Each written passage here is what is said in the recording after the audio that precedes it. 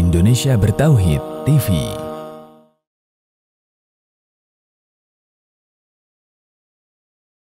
Bismillahirrahmanirrahim. Assalamualaikum warahmatullahi wabarakatuh. Waalaikumsalam Alhamdulillah, warahmatullahi wassalatu wabarakatuh. wassalamu ala rasulillah wa ala alihi wa sahbihi wasallam, amma ba'du. Serta kajian sekalian, rahimani wa rahimakumullah dimanapun berada. Alhamdulillah kita bertemu kembali di kajian Indonesia Bertauhid, yang mana kali ini kita akan membahas sebuah tema yang menarik, insya Allah, di tema kemerdekaan ya, Ustaz. Tapi ini merdeka dari perbudakan cinta. Iya. Insya Allah. Temanya menarik sekali. Insya Allah akan dibersamai oleh Ustaz Dr. Rahinul Bahrain, hafizahullah ta'ala. Insya Allah kajian ini nanti berisi 30 menit tentang materi, kemudian nanti selanjutnya akan lebih banyak tanya jawab. Karena tanya jawab. memang ini Ustaz, sekarang ini lagi zamannya nikah Ustaz. Oh, nikah, Masya Allah. Ya. Iya, teman-teman ini banyak yang nikah Ustaz. Masya Allah ya. Iya, tapi ada juga teman-teman ini yang pengen nikah tapi belum bisa gitu Ustaz, katakanlah. Belum bisa gitu. Ya, jadi banyak permasalahan yang akhirnya timbul gitu, dari mulai masalah belum boleh sama orang tua, belum ada finansial atau lain sebagainya gitu Ustaz. Iya. Jadi mungkin nanti kita akan banyak lebih ke interaktif Tanya jawab aja ya. Iya. Nah, untuk tanya jawabnya nanti sistemnya untuk ikhwan nanti bisa raise hand atau angkat tangan, nanti kita akan nyalakan audionya. Nanti ikhwan bisa nyalakan audionya. Untuk akhwat nanti bisa via chat. Insya Allah nanti akan kami bacakan. Untuk mempersingkat waktu, mungkin langsung saja kepada Ustadz, kami persilakan untuk membawakan materinya. Tafadhol Ustadz. Iya. Bismillahirrahmanirrahim. Alhamdulillahirabbil alamin, wassalatu wassalamu ala asyrafil anbiya'i wal mursalin Muhammadin wa ala alihi wa sahbihi ajma'in, amma ba'd. Para jamaah sekalian, para peserta kajian yang diselenggarakan oleh Indonesia Bertauhid. Assalamualaikum warahmatullahi wabarakatuh. Ya, alhamdulillah, segala puja dan puji kepada Allah, kemudian salawat dan salam kepada suri teladan kita Nabi Muhammad SAW. Ya, sebelumnya saya mungkin mohon maaf ya terlambat karena ini memang ada urusan mendadak ya di rumah. Ya, dan memang ini konsekuensi dari kajian online ya. Kita standby di rumah, kemudian ada tamu, ada berbagai macam urusan yang memang ya, tidak bisa ditinggalkan. Jadi mohon maaf sekali saya terlambat ya, dan memang harus minta maaf. Sehingga nanti mungkin biar lebih efektif lagi, jadi saya sudah diskusi tadi dengan Mas Bayu, mungkin materi kita persingkat dan kita perbanyak tanya jawab ya. Baiklah para jamaah sekalian ya, teman-teman yang mengikuti tema kita merdeka dari perbudakan cinta ya. Jadi ya memang kalau kita membahas kemerdekaan ya, kita perlu melihat apa itu hakikat dari kemerdekaan, apa hakikat dari kemerdekaan. Dan hak kemerdekaan ini punya makna yang hakiki. Secara umum ya, hakikat dari kemerdekaan sebenarnya adalah melepaskan diri dari penghambaan kepada makhluk. Ya, baik itu penghambaan kepada berhala, kepada jin, kepada apapun itu, dan termasuk yang kita bahas di sini adalah penghambaan terhadap hawa nafsu dan cinta. Karena kalau kita lihat ini perbudakan ya, perbudakan terhadap hawa nafsu ini terlihat dari keseharian kita. Dan ini pun menjadi budak ya, menjadi budak ini juga dijelaskan oleh Rasulullah SAW dalam suatu hadis tentang diperbudak oleh dunia dan diperbudak oleh dinar dan dirham. Beliau bersabda, ta'isa abdud dinar, ta'isa abdud dirham. Celaka budak dinar, celaka budaknya dirham. Dan para ulama menjelaskan hadis ini bahwasanya kenapa manusia disebut budaknya dinar, budaknya dirham, dan ini yang dimaksud berarti uang di zaman ini ya, atau harta. Kenapa? Karena kalau kita renungkan, sebenarnya hakikatnya harta itu yang memperbudak kita. Ya, contohnya misalnya harta itu mengatakan, ayo cari harta yang banyak, ayo cari aku yang banyak. Kita pun mengatakan iya saya cari. Kemudian harta mengatakan lagi, dinar sama dirham tadi mengatakan, oh kurang. Kamu harus cari saya sampai lembur. Kerja yang giat, kerja keras, banting tulang cari saya. Kita pun patuh dengan perintah harta, oh iya saya cari kamu. Kemudian harta tersebut mengatakan lagi, tidak kurang. Kalau perlu kamu halalkan segala cara untuk mendapatkan aku harta. Kita pun mengatakan, enggih harta. Oke uang, saya cari apapun saya tempuh untuk dapatkan kamu. Ya, kerja siang malam, begadang, banyak pikiran, bahkan menghalalkan segala cara, korupsi, menyikut teman, menginjak orang lain, memfitnah. Itu semua kita ikuti, siapa yang suruh? Adalah harta. Dan kita pun seperti diperbudak. Kita diperbudak, ayo cari, oke, cari, kita manut saja dengan harta. Ya, dan itu disebutkan oleh hadis, dan termasuk dari salah satunya juga adalah diperbudak oleh hawa nafsu. Ya, berbagai macam hawa nafsu memperbudak kita, ya, membuat kita susah hidup, membuat kita sulit, membuat kita apa, itu semua karena hawa nafsu kita. Dan salah satu dari hawa nafsu ini adalah diperbudak oleh cinta. Dan tentunya kalau kita membahas pembahasan dalam agama, cinta itu banyak ya, mahabbah itu banyak. Ya, kalau kita kembali dalam pelajaran tauhid kita ya, ini kan Indonesia bertauhid ya. Cinta itu banyak. Cinta itu pembagiannya banyak, dan cinta ini dibahas dalam kitab tauhid, dibahas panjang lebar ya. Contohnya ini kita sebutkan secara ringkas aja ya. Pertama ada pembagian cinta ibadah. Cinta ibadah, cinta yang mengandung konsekuensi kecintaan dengan merendahkan diri dan adanya unsur pengagungan. Ini cinta ibadah. Kemudian dalam pelajaran tauhid ada juga cinta mustarokah, ada cinta yang secara umum. Ya, dan salah satunya di sini ada cinta tobi'i, ya, kita cinta dengan makanan, cinta minuman, cinta dengan anak kecil, kita cinta dengan orang tua kita, dan cinta dengan pasangan kita, dan ini termasuk cinta asmara. Ya, cinta asmara, cintanya dua sejoli, cintanya para jumlawan dan jumlawati, ini masuk cinta tobi'i. Dan masih banyak cinta-cinta yang lain, ada cinta lillah wa fillah, ada cinta isfaq wa rahmah, ada cinta ijwal wa ta'zim. Ya, nah ini pembahasan dibahas, dan yang kita bahas sekarang adalah cinta asmara, cinta tobi'i, dan ternyata jadi semua cinta-cinta tadi itu ada yang diperbudak dengan cinta ta'zim. Dia terlalu ta'zim sama kiainya, atau terlalu ta'zim sama ustadznya, sehingga ustadznya menyuruh apapun dia mau saja. Ya, dan itu termasuk budak cinta. Ya, tetapi yang kita bicarakan di sini tentunya adalah cinta asmara, di mana beberapa orang ya memang kita lihat faktanya seperti tadi harta tadi, orang diperbudak oleh harta, melakukan apapun ya disuruh oleh harta, dia menjawab nggih, iya. Sama juga dalam cinta asmara ini ya. Cinta asmara itu memperbudak ya manusia, ya, dan ini buktinya sangat banyak.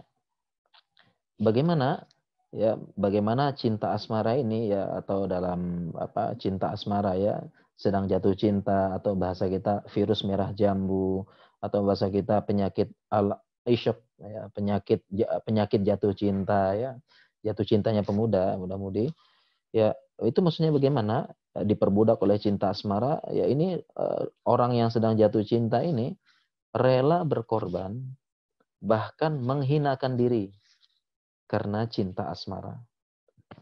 Ya, tidak jarang sampai mengorbankan hal yang paling berharga. Apa itu? Mengorbankan nyawanya, bunuh diri karena cinta.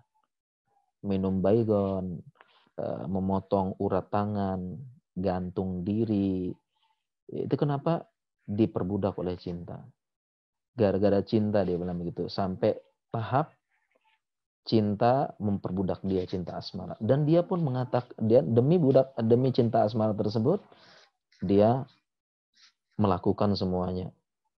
Diperbudak oleh cinta. Ya, kita bisa lihat. Dan ternyata kalau kita kembali kepada sejarah, betapa banyak orang-orang yang diperbudak oleh cinta. Jadi ketika cinta menyuruh dia itu, dia pun melakukan. Jangan jauh-jauh ya kita lihat, kalau lihat dari sejarah, ya, pembunuhan pertama yang terjadi di muka bumi ini karena urusan cinta. Ya, sebagaimana dalam Al-Quran disebutkan tentang kisah Qabil dan Habil, di mana Qabil ini membunuh Habil karena urusan cinta, merebutkan wanita. Ya, dan kisahnya ma'ruf dalam Al-Qur'an, ya Allah berfirman, "Idz qarraba qurbanan fatuqbila min ahadima wa lam yutaqabbal minal akhar. Qala la aqtulannak. Qala innama yataqabbalullahu minal muttaqin." Ya Allah berfirman dalam Al-Qur'an, ketika dua orang ini, Qabil dan Habil, melakukan kurban. Karena ya kisahnya ma'ruf ya, karena ringkasnya Nabi Adam dan Hawa itu dia dulu melahirkan anak berpasangan-berpasangan. Ya, jadi begitu setiap sekali lahir pasti dua orang, dan laki-laki dan perempuan, twinnya atau kembarnya ya, dan kembar ya. Nah, begitu Qabil keluar dengan perempuan, Habil juga keluar dengan perempuan, dan waktu itu ya hanya itu saja penduduk bumi, dan Allah memberikan wahyu kepada Nabi Adam agar memerintahkan anaknya kawin silang, menikah silang. Jadi perempuan yang lahir bersama Habil dinikahkan dengan Qabil, dan perempuan yang lahir bersama Qabil dinikahkan dengan Habil. Jadi kawin silang. Ya, tapi ternyata ya Allah takdirkan perempuan yang lahir bersama Qabil lebih cantik. Lebih cantik, tetapi karena perintahnya disilang dengan Habil, ya Qabil nggak terima. Dia bilang perempuan ini lebih cantik dan dia ya lahir bersamaku. Aku yang lebih berhak, ya, seperti itu. Ya, akhirnya akhirnya Allah memerintahkan agar kedua ini Qabil dan Habil agar memberikan kurban. Dan ternyata ringkas cerita ya, ceritanya agak panjang. Akhirnya Allah menerima kurbannya Habil, dan Habilah yang dijodohkan kepada perempuan tersebut.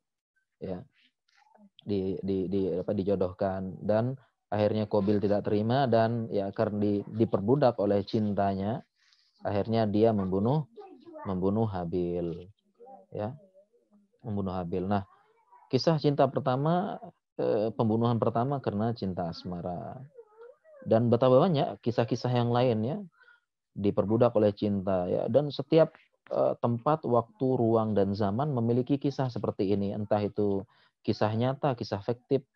Ya, kalau kita lihat, kalau kita, ya, oke, mohon maaf, lanjutkan sedikit ya. Ya, jadi demikian juga ya, yang kisah diperbudak oleh cinta, ya, kisah Laila Majnun. Ya. Laila Majnun ini kisah yang terkenal, syair Arab jahiliyah yang konon ada pemuda gagah bernama Qais bin Maluh. Dia jatuh cinta kepada Laila. Padahal sebagian yang menjelaskan syair ini, Laila ini perempuan yang mohon maaf, Laila perempuan yang berkulit hitam. Tapi Qais sudah jatuh cinta, ya namanya cinta seperti itu ya. Akhirnya tergila-gila dengan Laila. Apa yang dilakukan oleh Qais? Ya, Qais setiap hari dia menciumi tembok rumahnya Laila. Dia cium temboknya. Kenapa? Karena jatuh cinta kepada Laila yang di dalam, dan dia pun membuat syair indah. Ringkasnya, aku mencium tembok ini bukan karena temboknya, tapi karena yang di dalam. Dan orang-orang, itulah kenapa disebut dia Majnun, gila. Ya, kenapa? Diperbudak oleh cinta. Lihat. Ya, jadi diperbudak, ya, dia mengorbankan segalanya, bahkan menghinakan diri seperti budak. Kenapa? Karena cinta. Demikian juga kisah-kisah yang lain ya, entah itu fiktif atau benar ya, banyak kisah-kisah di dunia ini orang yang diperbudak oleh kisah cinta asmara ya, dari setiap zaman, setiap waktu, setiap tempat sama semua ceritanya, hanya berulang saja kisahnya. Misalnya kalau kita dengar mungkin kisahnya Romeo dan Juliet, kisah Romeo dan Juliet yang kita mungkin ya kita sering dengar ya di Indonesia ya, kurang tahu tentang kebenarannya Allah alam, dan kisahnya di mana keduanya sama-sama bunuh diri hanya karena cinta. Ya kisahnya adalah salah satu orangnya itu bangsawan, yang satunya lagi rakyat jelata. Kisah cinta mereka tidak direstui. Akhirnya apa? Akhirnya mereka pun bunuh diri bersama. Ini juga mengorbankan yang paling penting, nyawa. Kenapa? Diperbudak oleh cinta.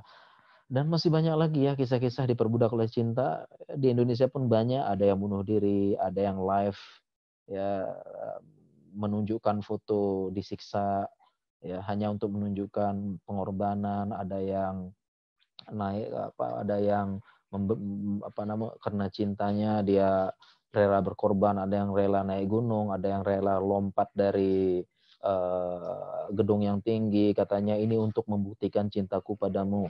Ya ada yang lain dan macam-macam ya, banyak kisah-kisahnya. Ada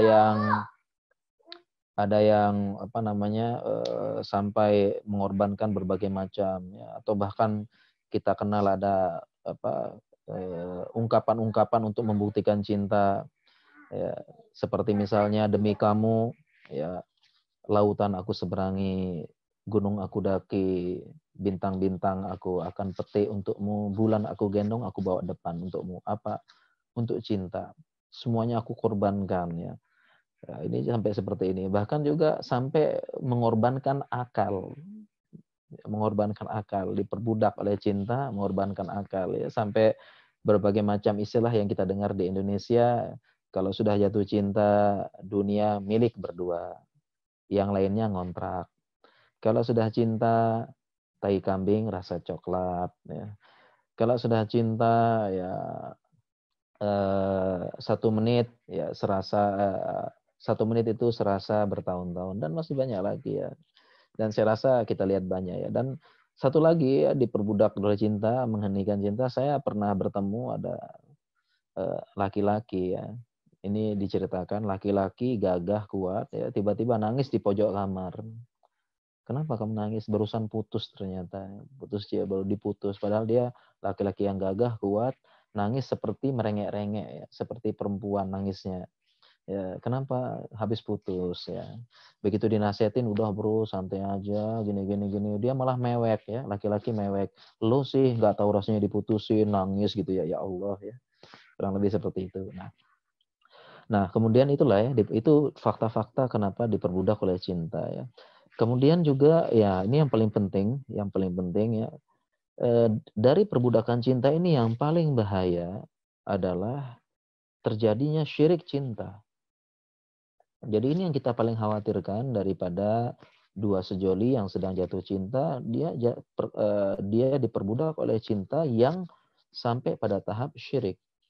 Ya, dan kita ini syirik dosa terbesar ya, dengan berbagai dosa terbesar dalam agama Islam yang tidak bisa ditawar-tawar lagi ya. Kalau kita sebutkan berbagai macam dalil tentang bahaya syirik itu luar biasa. Ya, syirik ya, Innallaha la yaghfiru ayyushraka bihi wa yaghfiru ma duna dzalik liman yasha. Allah tidak akan mengampuni dosa syirik ya. Dan banyak lagi yang lain-lainnya. Wa may yusyrik billah faqad harramallahu alaihil jannah wa ma'wahun nar wa ma lidzalimin min ansar. Barang siapa yang syirik kepada Allah, menyekutukan Allah, ya Allah akan mengharamkan surga baginya, tempat kembalinya adalah neraka, dan tidak ada lagi yang bisa menolong. Ini kan ngeri banget ya.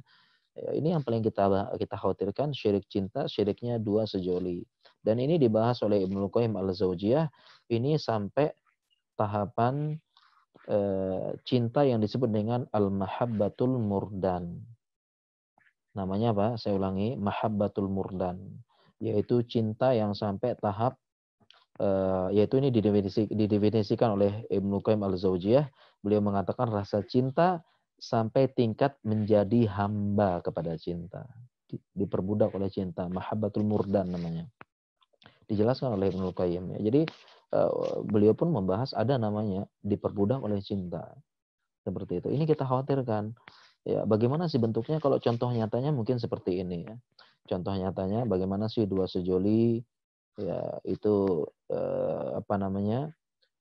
sampai terjerumus dalam cinta, contohnya misalnya ya hanya karena mungkin pacarnya mungkin atau yang di ini akhirnya dia rela melakukan sihir. Ini yang mungkin kita dengar di Indonesia, cinta ditolak, dukun bertindak. Ya, seperti itu. Demikian juga rela melakukan ritual-ritual syirik ya karena pasangan pacarnya, cinta yang palsu. Atau bisa juga dia sampai pada tahap penghambaan, seluruh waktunya habis digunakan untuk mengingat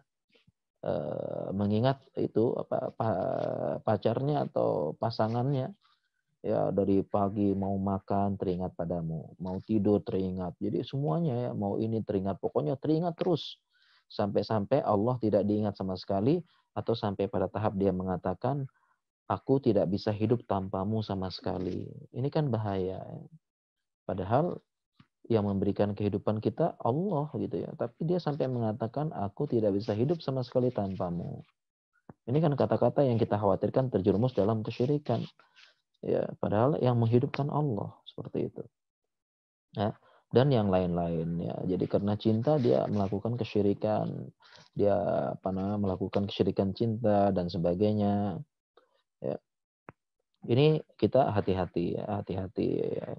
Belum lagi dengan lagu-lagu ya, lagu-lagu cinta, lagu-lagu apa ya dulu. Misalnya coba lihat bintang itu sebagai pedoman hidup kita.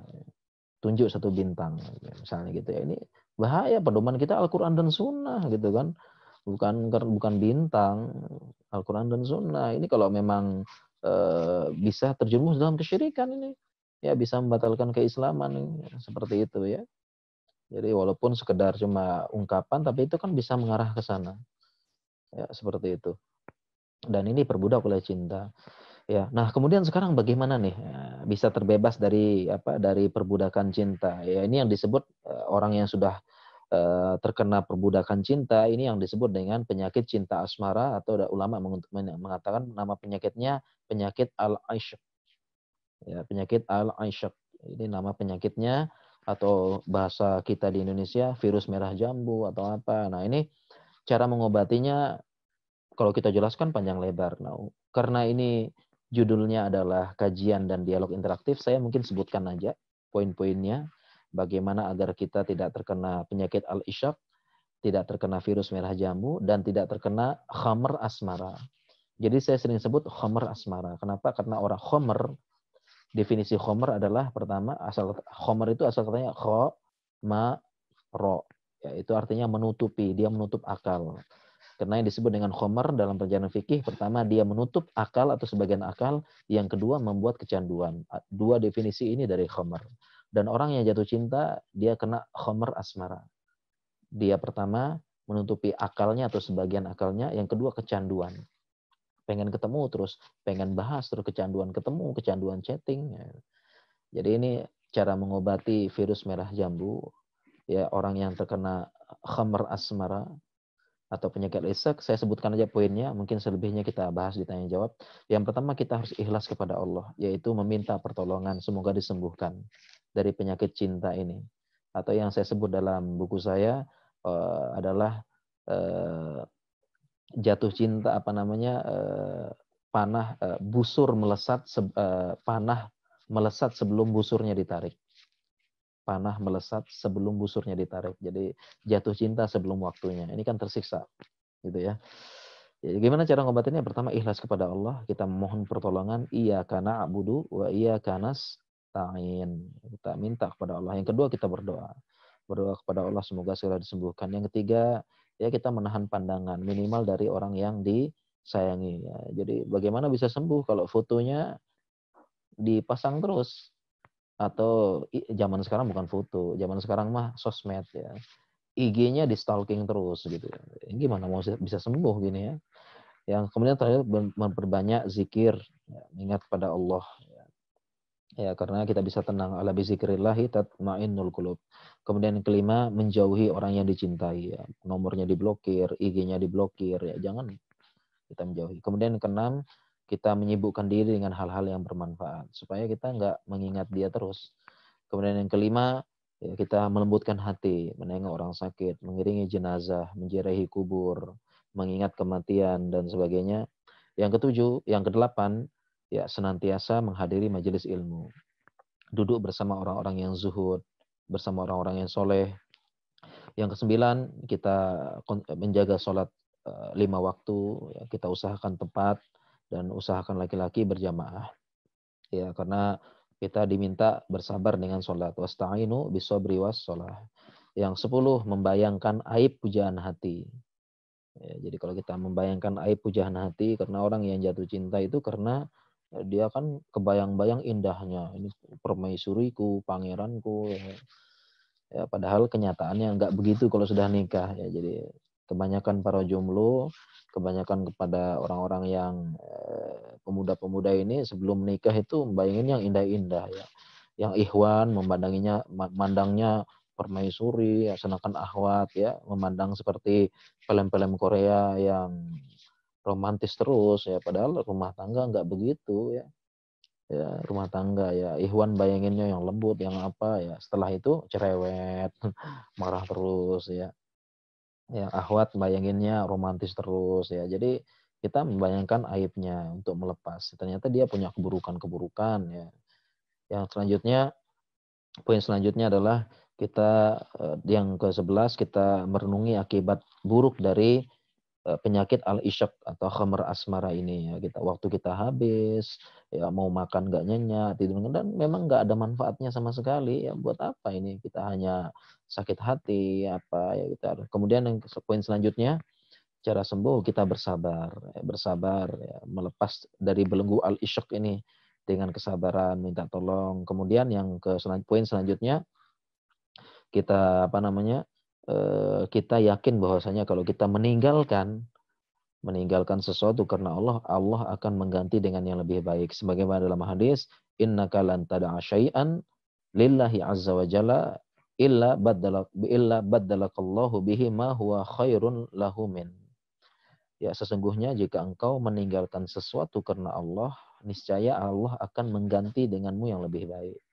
Ya, bisa jadi, ya, orang ini adalah bukan yang terbaik bagi saya, makanya Allah jauhkan. Ya, jadi orang itu memang bukan yang terbaik bagi saya, jadi Allah jauhkan. Inilah pilihannya. Kalau saya tinggalkan dia karena Allah, Allah akan ganti saya dengan yang lebih baik.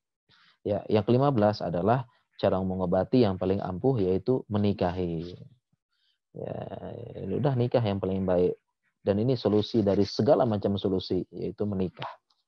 Ya, kenapa? Karena ini adalah solusi langsung dari Rasulullah SAW. Beliau bersabda, lam ara lil mutahabbaini mithlan nikah. Aku tidak melihat solusi yang paling baik untuk lil mutahabbaini, dua orang yang saling mencintai, mithlan nikah, yaitu menikah. Ini solusi paling terakhir, ya. Seperti itu.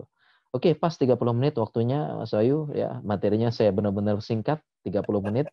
Dan ya, sebenarnya banyak pembahasannya, insya Allah, ya. Pembahasannya sangat banyak sekali. Tapi 30 menit sisanya ini kita gunakan untuk tanya jawab, ya. Mudah-mudahan puas, insya Allah. Oke, silakan Ya, Mas Ustaz. Bayu, ya. Adal. Alhamdulillah. Jazakallah khairan, Ustaz. Ini Ya, tadi obat untuk ini ya, Ustaz. Apa namanya?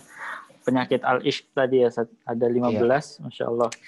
Telah dijabarkan semua oleh Ustaz. Alhamdulillah. Ini ada beberapa pertanyaan Ustaz yang sudah masuk ke kami. ya, insya Allah. Mungkin Oh iya, untuk diganti aja Mas Bayu, ya. Mungkin yang Iwan dulu, habis itu Ahwat gitu. Tep. Ya, Silakan setelah, jika ada ikhwan yang ingin bertanya bisa ya, angkat tangan. ya mungkin Afwan Mas Bayu, mungkin kita sisain nanti 5 menit untuk apa? Untuk kuis evaluasi, ya. Nanti insya Allah kita kasih hadiah. Tep Ustaz. Siap.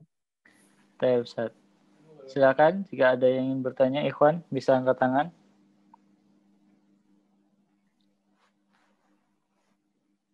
Resen ya, belum ada ya. Mungkin Ana Malu-malu bacakan mungkin. yang akhwat dulu, Ustaz. Boleh. Ya, mungkin malu-malu ya, malu-malu. Iya, Curhatnya pengen tahu iya. tulisan aja deh. Nah, Ustaz, ini ada satu pertanyaan.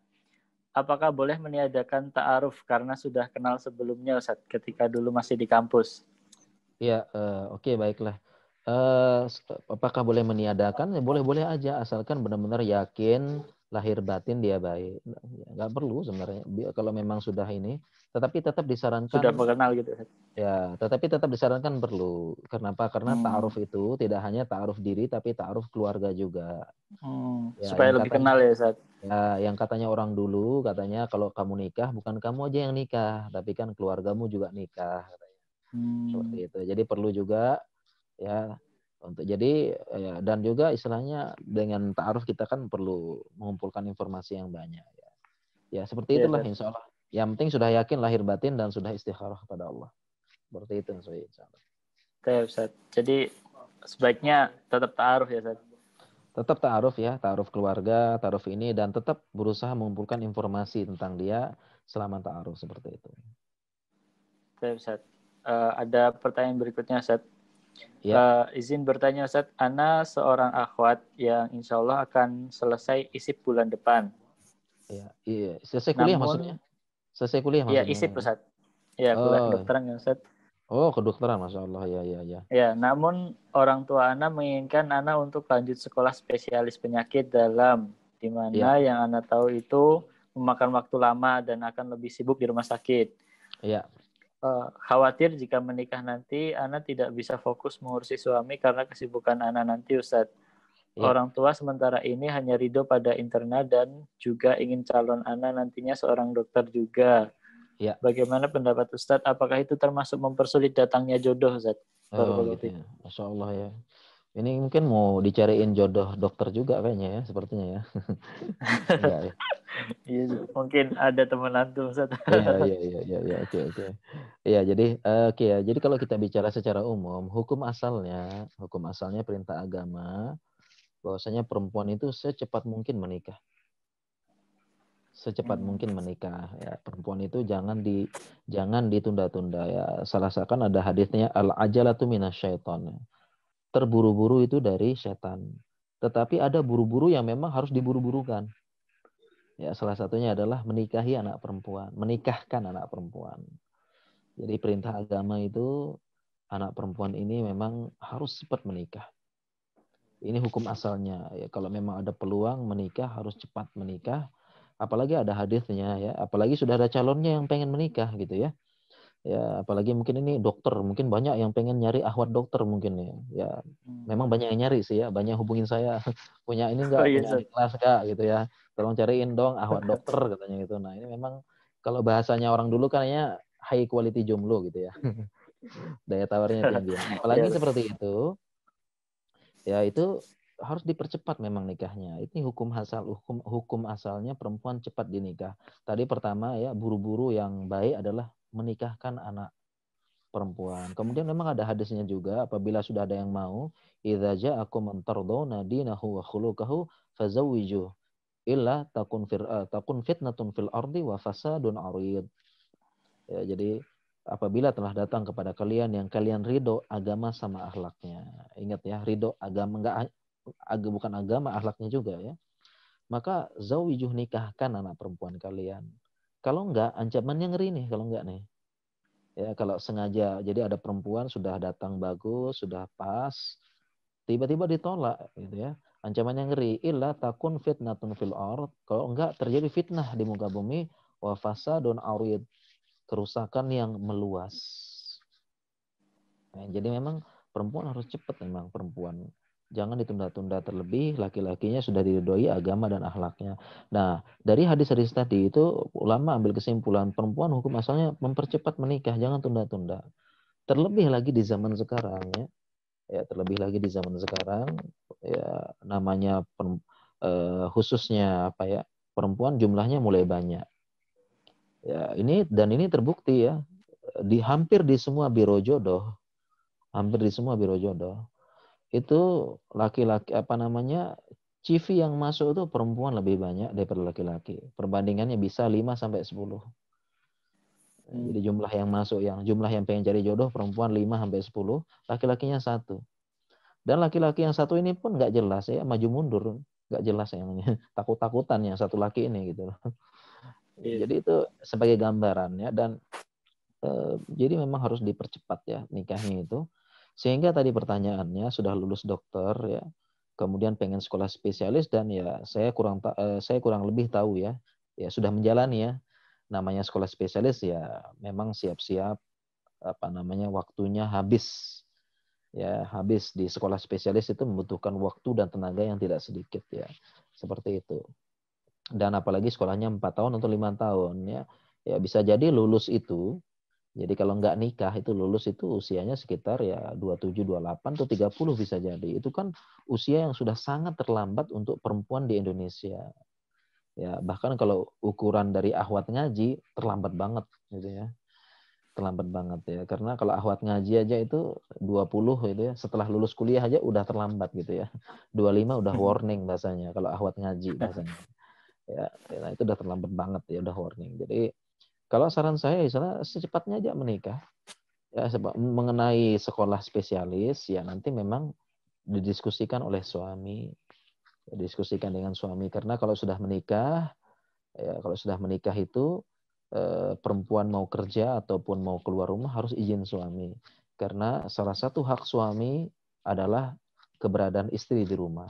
Setiap istri keluar harus ini ya apabila ini dan sebagainya. Jadi saran saya kalau saya sih ya ini sekedar rekomendasi ya bukan harus dijalani. Kalau saya pribadi segera nikah aja karena sekolah spesialis itu panjang dan jauh perjalanan. Ini mungkin perlu didiskusikan baik-baik pada orang tua seperti itu. Ya. Oke, Ustaz. Insya Allah menjawab pertanyaannya yang tadi, Ustaz. Ini ada Ikhwan yang bertanya, Ustaz. Tapi via chat, Ustaz. Sepertinya malu-malu. Iya. Izin bertanya, saya adalah mahasiswa di Universitas Umum. Bagaimana cara membentengi diri dari fitnah wanita dan ikhtilat? Misal saat di organisasi, Ustaz. Barakallahu fikum. Iya, memang ya di kampus memang kita serba salah berarti ya. Ya, saya juga pernah menjalani. Dulu saya juga begitu sih. Ya, dulu sempat saya juga di kampus, saya juga praktikum, saya juga begini sama seperti yang bertanya. Saya juga menjalani. Memang ya berat memangnya di kampus ya. Bukan hanya berat banget gitu ya. Seperti itu di kampus ya. Kenapa ya? Ikhtilat, kemudian kita melihat kita begini, begitu ya. Dan bagi yang menjaga diri memang sulit. Ya, ibaratnya kita ini sedang puasa ibaratnya ya. Sedang puasa ya, tidak mengecup, tidak merasa, tidak ini. Jadi tersenggol sedikit susah. Ibaratnya orang lagi puasa, kemudian melihat makanan kan aduh berat banget ya. Sama kita juga para jomblo ini sedang berpuasa cinta. Nanti dia akan berbuka di malam pertama. Hani Amaria gitu ya. Sama kan berat memang, berat banget malah ya. Dan saya juga mengalami. Ya. Dan juga kita juga kadang-kadang kalau bertanya kepada ustadz kadang-kadang bingung juga ya. Dulu saya juga bertanya pada ustadz ya dan memang ustadznya kan dia dari awal tuh di pondok gitu ya. Ustadz dulu kan di pondok ya sudah terpisah. Artinya saya nanya gimana sih? Ya, ustadznya bilang ya udahlah jaga diri gitu. Jaga dirinya gimana gitu. Karena ustadznya juga mungkin nggak pernah merasakan suasana kampus seperti itu. Ya, jadi memberikan jawaban umum yang sempat membuat kita bingung juga loh kan. Nah, akhirnya setelah kita melihat dan sebagainya, merasakan dan melihat lagi ternyata jawabannya adalah memang jawaban umumnya fattaqullaha mastata'tum. Kita bertakwa semampu kita dan mau tidak mau ya kita mengurangi berarti. Mengurangi kegiatan-kegiatan yang dia memang banyak ikhtilat di situ.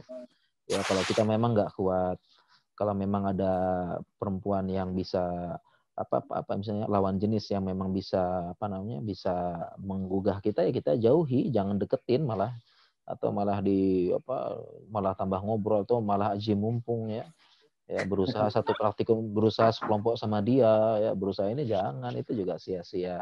Jadi kita pertama kita fattakullah masallatum ya kita meminimalkan misalnya ada organisasi ikhtilat ya atau organisasi yang ngumpul-ngumpul ya apalagi si dia ada di organisasi itu ya kita jauhi kita nggak usah cari ya kita ikut organisasinya mungkin yang takmir masjid atau kita yang dia menjaga. Ya, kemudian demikian juga kalau praktikum, ya kalau kita merasa tidak kuat, kita secukupnya aja. Setelah itu pulang, ya nggak usah ngobrol-ngobrol, memanfaatkan. Ya kita fattakullah mastata'tum. Jadi kita berinteraksi sesuai dengan Meminimalisir kebutuhan. gitu ya. Ya, meminimalisir. Jadi jangan kita aji mumpung seperti itu. Dan saya juga Jangan dulu di kampus mancing-mancing. mancing-mancing. Dan saya juga dulu di kampus kurang lebih demikian ya. Di kampus saya meminimalkan ya, kalau memang sudah cukup saya pulang gitu ya. Ya enggak ngobrol-ngobrol banyak dengan perempuan ya, sampai main-main ke kosnya, enggak ya. Kita secukupnya aja ya, pulang. Kemudian kalau sama laki-lakinya tuh harus gaul lah. Saya dulu ikut futsal, main bola sama mereka, macam-macam sama teman, main futsal sama teman-teman kampus ya biasa. Tapi kalau untuk perempuannya ya kita secukupnya. Ya kalau ada tugas ya nggak apa-apa, kita hubungin gimana tugasnya, gimana lagi kita harus berhubungan gitu kan. Ya gimana ya, mau nggak mau kita secukupnya aja. Demikian juga yang lain-lain. Jadi ya intinya di kampus itu pertama kita fattakullah mastata'tum, kemudian juga kita berusaha meminimalkan interaksi dengan perempuan ya. Kalau memang terpaksa ya gimana, kita harus tetap interaksi dan ya kita berusaha menjaga diri. Kalau mau yang bisa sedikit meredam ya menikah ya. Karena saya dulu juga sebelum lulus menikah gitu. Ini agak lebih efektif gitu ya. Ya insya Allah seperti itu Mas Bayu kurang lebih ya. Saya Ustaz. Ini ada pertanyaan lagi Ustaz.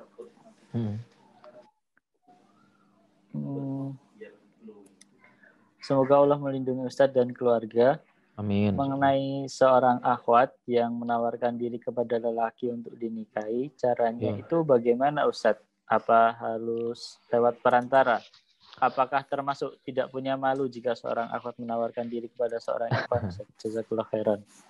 Ya, jadi kalau ada ikhwan nih, memang zaman sekarang ini kayaknya ini harus perempuan yang harus punya inisiatif seperti ini para akhwat, karena memang ya tadi persaingan antar akhwat itu berat gitu ya. Akhwatnya udah mulai banyak banget. Ya silakan aja deh tanya ya, forum-forum ta'aruf itu tuh, waduh pasti akhwatnya bejubel gitu ya. Ikhwannya cuma sedikit ya, itu pun ikhwannya pas ditawarin itu waduh maju mundur gitu ya. Nah, jadi emang ya bisa jadi di zaman ini mungkin ya cukup efektif ya akhwat itu menawarkan diri, dan ini termasuk satu hal yang masyru' gitu ya, karena Imam Bukhari itu membuat bab dalam Sahih Bukhari, membuat bab ardul mar'ati nafsaha ila rajulis soleh. Itu bab yang dibuat oleh Imam Bukhari yang artinya bab perempuan menawarkan dirinya kepada laki-laki soleh. Berdasarkan hadis ada perempuan yang memang pernah menawarkan diri kepada Rasulullah SAW. Tapi Rasulullah SAW tidak berminat dan akhirnya sahabat lain yang menikahi. Dan demikian juga perbuatan Umar bin Khattab ketika anak perempuannya Hafsah ya menjadi janda, dan Umar bin Khattab pun menawarkan diri, menawarkan anaknya kepada Utsman, kepada Abu Bakar, dan akhirnya dinikahi oleh Rasulullah SAW. Nah, jadi prosedurnya bisa dua. Pertama, akhwatnya langsung menawarkan diri, sebagaimana tadi perempuan tadi menawarkan kepada Rasulullah SAW. Yang kedua, pakai perantara, sebagaimana Hafsah yang menawarkan adalah bapaknya. Seperti itu. Jadi akhwat boleh menawarkan diri langsung kepada ikhwan tersebut, dan bisa juga pakai perantara, boleh juga perantara yang terpercaya. Ya, jadi boleh. Nah, tapi ingat ketika menawarkan diri kepada ikhwan tersebut, ya kalau sudah ikhwannya oke, menawarkan diri ta'aruf, ikhwannya oke, stop sampai di situ. Ya, untuk ta'arufnya kita pakai perantara. Jadi jangan sampai ta'arufnya langsung. Ya, karena nanti lama-lama nggak kuat, ya lama-lama nggak kuat, ya. Lama-lama nanti terjerumus dalam mesra-mesraan akhirnya, ya. Mesra-mesraan akhirnya. Karena sekarang banyak pacaran berkedok ta'aruf. Ya, pacaran Islami berkedok ta'aruf ini banyak sekarang seperti itu. Ya, jadi tetap yang namanya ta'aruf itu harus pakai perantara, atau kita bilang mak comlang atau pak comlang juga nggak apa-apa. Ya, jadi akhwat itu boleh menawarkan diri setelah dengan langsung, tapi ketika ikhwannya bilang oke, saya setuju mau ta'aruf, nah itu pakai perantara setelah itu, seperti itu. Nah kurang lebih seperti itu Oke, Mas Bayu, Ustaz. insya Allah ya. Oke. Ada pertanyaan lagi, Ustaz. Ya. Ini banyak banget, Ustaz, pertanyaannya sampai 50 berapa ini, Ustaz? Banyak Waduh, banget. Masya Allah ya. Banyak yang curhat Tapi kayaknya nih. anak pilih, iya. Tapi anak pilih-pilih yang apa namanya, yang umum banyak ditanyakan di chat Ya, tersebut, Ustaz. ya, Eh, Ini ada pertanyaan dari akhwat lagi, Ustaz. Bagaimana caranya mengatasi rasa insecure diri karena beberapa kali ta'aruf gagal, Ustaz? iya. Ya, bagaimana cara mengatasi rasa insecure karena beberapa kali ta'aruf gagal ya. Perlu diketahui sebenarnya ya, yang namanya ta'aruf itu adalah suatu hal yang wajar, di mana-mana wajar gitu ya. Wajar, di mana-mana ta'aruf itu wajar. Dan sekali lagi ya, kalau apa namanya ta'aruf gagal itu bukan aib. Bukan aib yang harus diinikan. Kenapa? Karena ya memang kalau nggak cocok gimana lagi, seperti itu. Ya, kalau nggak cocok gimana lagi ya. Jadi kalau memang sudah ta'aruf berapa kali gagal, ya kalau nggak cocok, dan memang bukan aib ya. Jadi kalau orang gagal ta'aruf itu bukan aib. Bukan aib ya. Mungkin bisa jadi ya, beberapa, maksudnya insecure saya paham ya. Saya paham maksudnya insecure karena ini curhat dari beberapa akhwat. Misalnya begini, ada akhwat ta'aruf sama ikhwan. Kemudian misalnya sampai tahap nazor. Kemudian setelah dinazor akhwat ini, tiba-tiba ikhwannya nggak jadi. Ini kan membuat drop para akhwat. Para akhwat menjadi drop. Kenapa? Karena bisa jadi tersebar berita ya akhwat tersebut sudah dinazor oleh ikhwan, tapi ikhwan yang nggak mau. Bisa jadi akhwatnya jelek gitu kan. Nah, dia di mana-mana akhwat yang ta'aruf dinazor kemudian dibatalkan oleh ikhwan pasti ngedrop. Mungkin ini maksudnya insecure gitu ya. Nah, yang pertama kita perlu yakini dulu bahwasanya yang namanya gagal ta'aruf bukan aib. Karena ini banyak faktor, bisa jadi karena terlalu tingginya standar ya, baik dirinya atau orang tersebut ya. Dirinya sudah bagus tapi orang tersebut sudah ketinggian standar. Dianya baik dan ini banyak terjadi. Jadi sekali lagi ta'aruf bukan aib ya. Kemudian selanjutnya juga apa namanya? Kalau ta'aruf gagal, justru kita bersyukur. Kenapa? Karena Allah telah menyelamatkan kita dari jodoh yang salah. Bersyukur, ya Allah, alhamdulillah ya, gagal. Berarti engkau telah menyelamatkan aku dari jodoh yang salah. Harusnya bersyukur berarti ya, karena akidah kita takdir Allah yang paling baik. Alhamdulillah ya Allah, engkau telah menyelamatkan aku dari jodoh yang salah. Karena kita menganggap bisa jadi ini baik, tapi Allah menganggap gak baik untuk kamu. Maaf ya, saya pilihkan karena akidah kita kan tentang takdir, bahwasanya kita manusia tahu apa yang mereka inginkan, tapi Allah tahu apa yang terbaik. Jadi ya, kamu mau sama dia, ya, kamu tahu apa yang diinginkan. Saya pengen yang cantik, pengen yang putih, pengen yang semampai, semeter tak sampai ya. Pengen yang ini, pengen yang ini. Manusia tahu apa yang dia mau, tapi Allah tahu apa yang terbaik untukmu. Ya, jadi bersyukur ya. Ta'aruf gagal, Allah telah menyelamatkan engkau dari jodoh yang salah. Alhamdulillah. Nah, Ustaz. Ini mungkin pertanyaan terakhir, Ustaz. Ya. Ini dari seorang ibu, Ustaz. Ya. Sudah berkeluarga.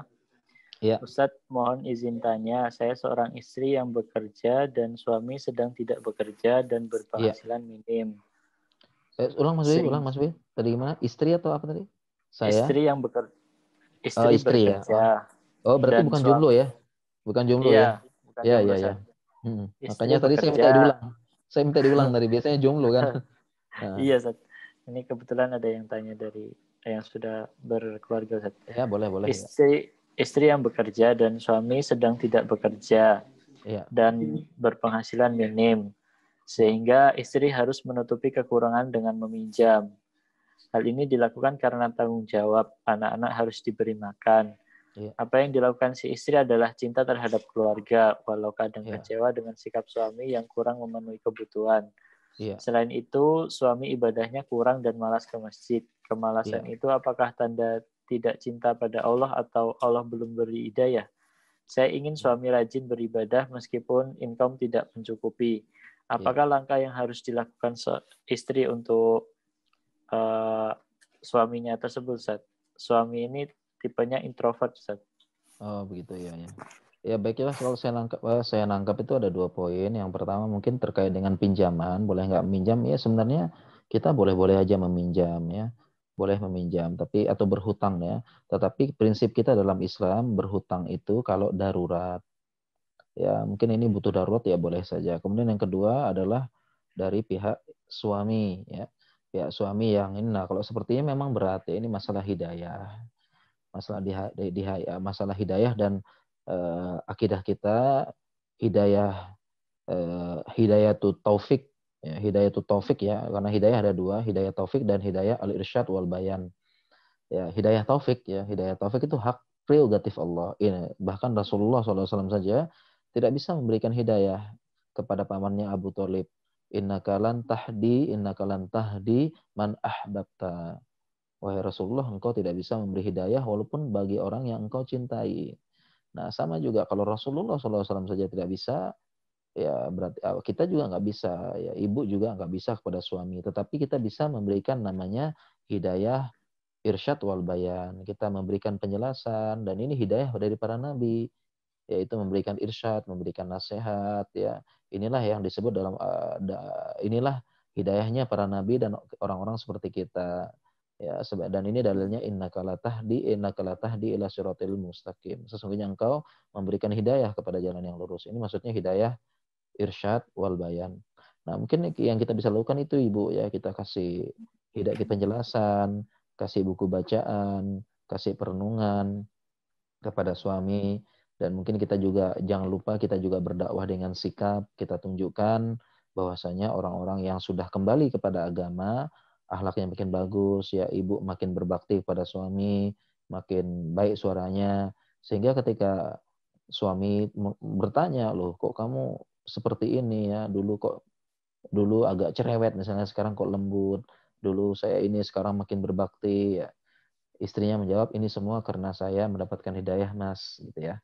Saya pengen Mas juga dapat hidayah seperti saya. Mudah-mudahan dengan dakwah sikap ya bisa lebih luluh, dan jangan lupa juga kita mendoakan gitu ya. Jangan sampai seumur hidup nggak pernah berdoa gitu ya.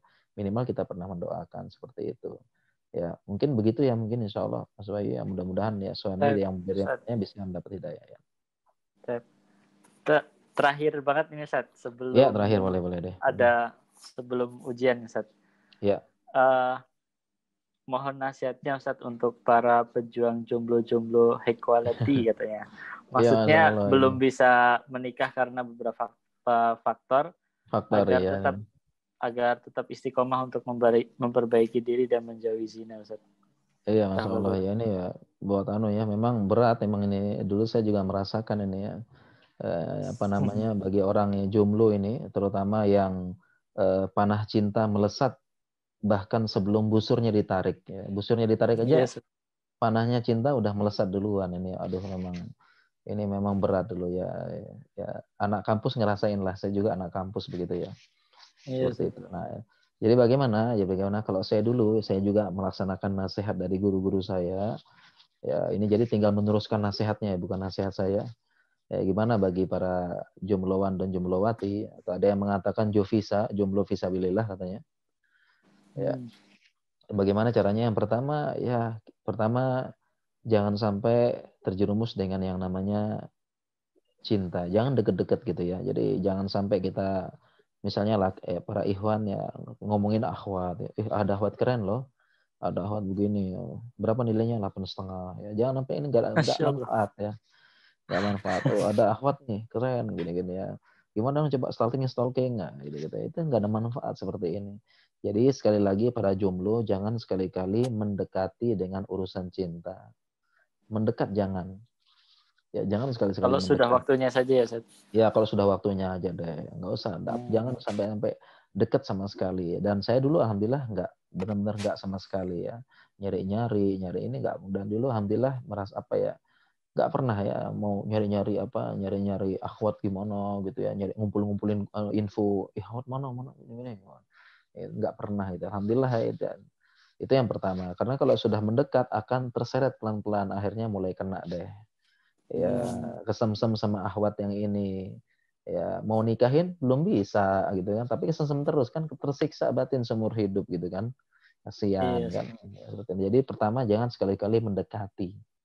Kemudian yang kedua, ya pemuda kita sibukkan dengan kegiatan yang positif. Ya banyak ya kegiatan positif pemuda, ya dari belajar supaya IP-nya baik, kemudian berbakti orang tua, belajar bahasa Arab, belajar agama, belajar bahasa Inggris, ya kemudian juga melakukan kegiatan bakti sosial, menjadi panitia kajian, menjadi pengurus masjid. Itu kegiatan-kegiatan yang positif yang bisa mengalihkan kita ya, dari hingar-bingar dunia muda, ya, seperti itu ya, muda kita ini seperti itu ya. Itu bisa mengalihkan kita untuk tidak berusaha memikirkan cinta yang halal sebelum waktunya, seperti itu. Kemudian yang selanjutnya, kita tadi kan sudah ya disebutkan, kemudian kita berusaha memperbaiki diri, kita meningkatkan kualitas diri, ya kita perbaiki akhlak terus, kita tambah ilmu terus ya.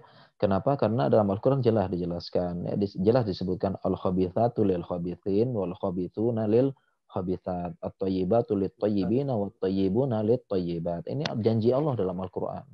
Laki-laki perempuan yang jelek untuk laki-laki, perempuan yang jelek untuk laki-laki yang jelek, ya laki-laki yang jelek untuk perempuan yang jelek, perempuan yang baik untuk laki-laki yang baik, dan seterusnya.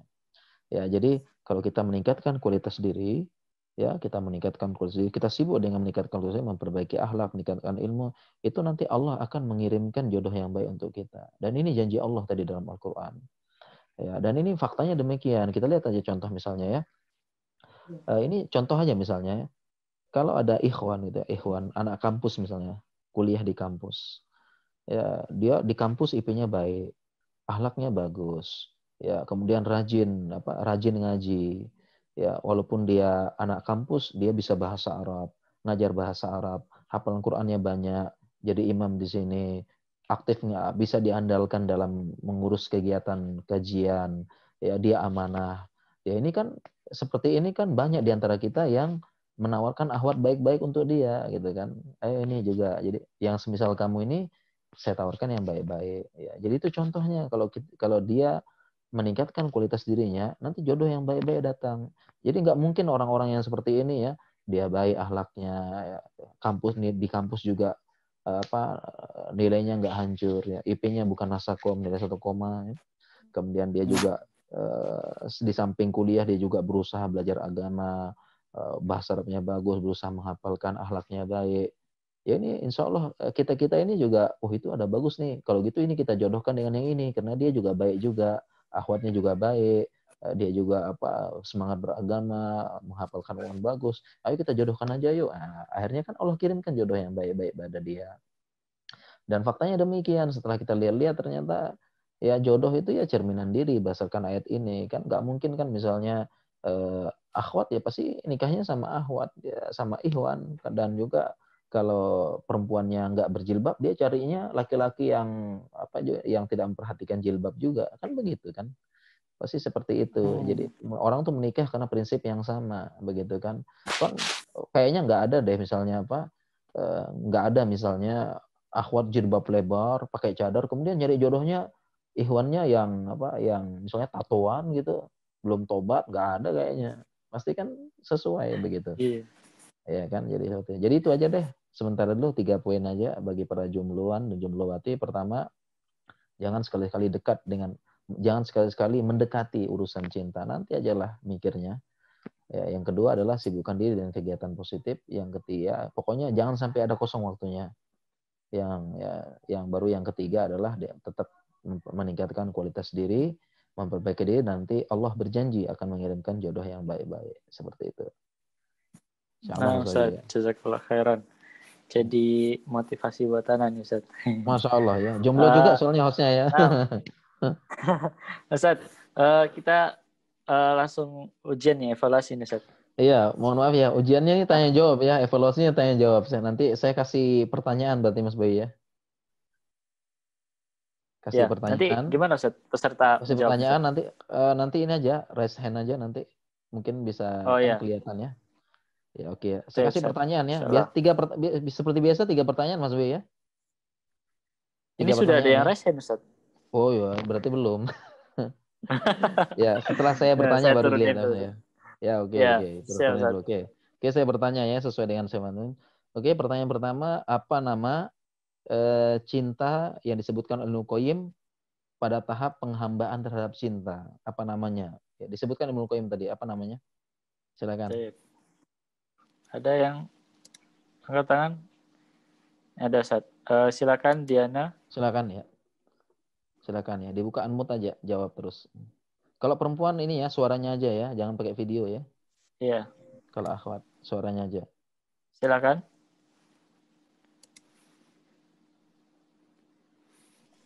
Bismillahirrahmanirrahim. Ya. Cinta menurut Ibnu Qayyim itu mahabbatul murdan. Iya, ya. Sohe benar ya. Al-mahabbatul murdan ya. Baiklah. Ya, sohe ya Mas Buri. Sip. Benar ya Mas Buri ya. Nanti silakan kirimkan Sip, alamat ya. Ustaz.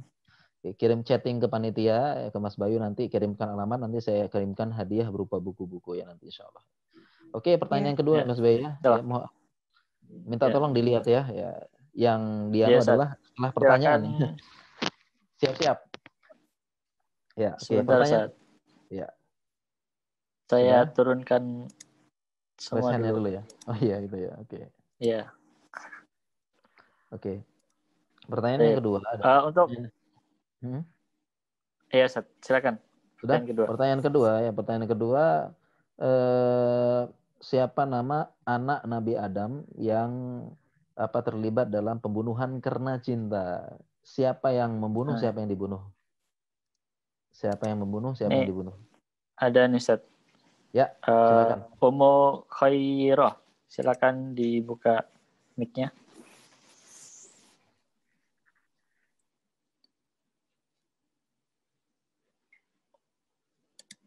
Ummu Khairah, silakan dibuka mic-nya. Silakan bisa menjawab. Bismillah, Qabil yang membunuh Habil. Ya, Qabil yang membunuh Habil. Ya, sahih ya. Ya, Ya, benar, Ustaz. insyaallah. Ya, insyaallah kirimkan alamat lengkap ya, nanti insyaallah saya kirimkan hadiah buku. Oke, pertanyaan terakhir Mas Bayu mungkin.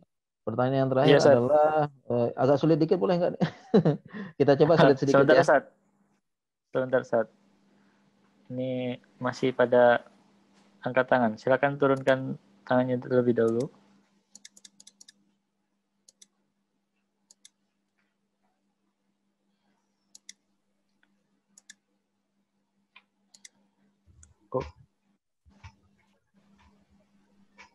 Ustaz. Iya. Oke, silakan, Ustaz. Iya. Baiklah, oke. Pertanyaan yang terakhir ini kayaknya ya. Pertanyaan. Boleh sulit sedikit ya? Iya, Ustaz. Boleh sulit sedikit. Sulit Oke, aja, boleh. Ustaz. Tadi kan gampang-gampang ya. Iya, ya, sebutkan redaksi ringkas hadis tentang solusi bagi orang yang jatuh cinta. Ya. Bagaimana redaksi hadisnya? Agak sulit dikit ya. Ya, ini ada Ica Restika Waluyani. Silakan Oke, dibuka ya, mic-nya. silakan. Ya.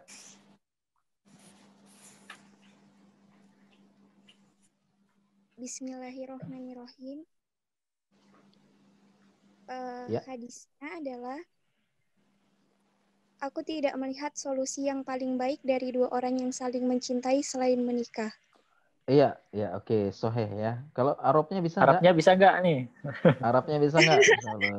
Lah, Bisa Ustaz. tidak? Nggak bisa Lah. Arabnya. Oh ya, lah ya, pakai bahasa Arab ya. Oke, nggak apa-apa ya. Yang harus kita belajar bahasa Arab ya. Hadis ya, bahasa Arabnya lam aro lil mutahabbaini mithlun nikah. Itu hadisnya tadi sesuai benar. Ya, Jadi benar ya Mas Bayu ya. Insya Allah ya, benar. Berarti Ustaz. menyimak ya. Mudah-mudahan bisa diterapkan juga secepatnya begitu Mas Bayu. Iya. Amin. Ya, Insyaallah. mungkin. Oh Ya, ya, silakan kirim alamatnya nanti ya. Oke, silakan. Untuk pemenang tadi nanti bisa kirimkan nama, alamat lengkap dan nomor HP di WhatsApp Humas Indonesia Bertauhid. Tep, mungkin itu saja Ustaz pertemuan kita pada kali ini. Mudah-mudahan membawa manfaat untuk kita semuanya insyaallah. Ya. Ustaz, silakan mau menutup. Ya, baiklah mungkin ya kita tutup ya. Kita doakan ya mudah-mudahan ya peserta dan kaum muslimin yang sedang terkena penyakit virus merah jambu, mahadbatul murdan bisa segera disembuhkan oleh Allah Subhanahu wa taala.